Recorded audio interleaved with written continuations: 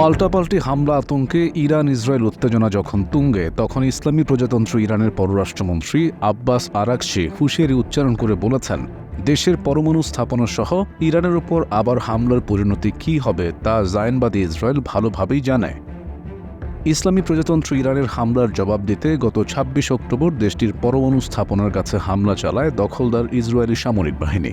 এই হামলায় ইরানের তেমন কোনো ক্ষতি করতে না পারলেও ইসরায়েল দাবি করে তারা শুধু প্রমাণ করতে চেয়েছে যে তারা চাইলেই ইরানকে ঘায়েল করতে পারে। এরপর আবারও ইরান ইসরায়েল পাল্টাপাল্টি হামলায় জড়ানোর প্রস্তুতি নিচ্ছে বলে বিভিন্ন মাধ্যম থেকে ইঙ্গিত পাওয়া যাচ্ছে। এমন উত্তেজনার মাঝেই পররাষ্ট্রমন্ত্রী আব্বাস আরাকচি ইসরায়েলকে উদ্দেশ্য করে হুঁশিয়ারি দিলেন।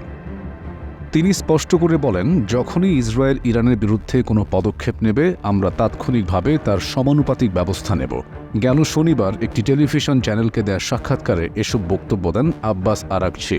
তার এই সাক্ষাৎকার টেলিভিশনে সরাসরি সম্প্রচার করা হয়। ইরানি পররাষ্ট্রমন্ত্রী আরও বলেন, প্রকৃতপক্ষে ইসরায়েল জানে আমাদের পরমাণু স্থাপনায় হামলা হলে তার পরিণতি কী হবে।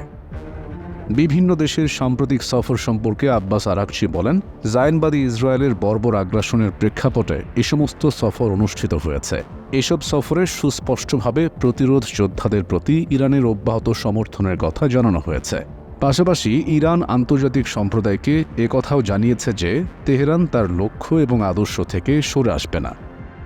তিনি আরও বলেন, প্রতিরোধ যোদ্ধাদের ভাবমর্যাদা এবং সক্ষমতা নিয়ে দখলদার ইসরায়েল এবং তার মিত্ররা যে মিথ্যা প্রচারণা চালাচ্ছিল সেগুলোকে বানচাল করতে এসব সফর গুরুত্বপূর্ণ ভূমিকা পালন করেছে।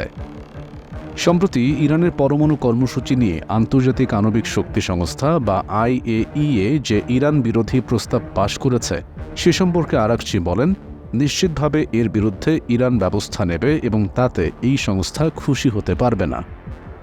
এদিকে আচমকাই গেল অক্টোবর মাসে ইরানের পরমাণু কেন্দ্রে হামলার দাবি করেছে ইসরায়েল। সংবাদ মাধ্যম এক্সিওস বলছে, চলতি বছরের অক্টোবর মাসে ইরানে হামলা করে পারচিন পরমাণু গবেষণা কেন্দ্রে পরমাণু অস্ত্র ধ্বংস করেছে ইসরায়েলের প্রতিরক্ষা বাহিনী। পারচিন মিলিটারি কমপ্লেক্স একটি চরম গোপনীয় পরমাণু অস্ত্রের গবেষণাগার হিসেবে পরিচিত, যদিও এই বিষয়ে মুখ খোলেনি তেহরান।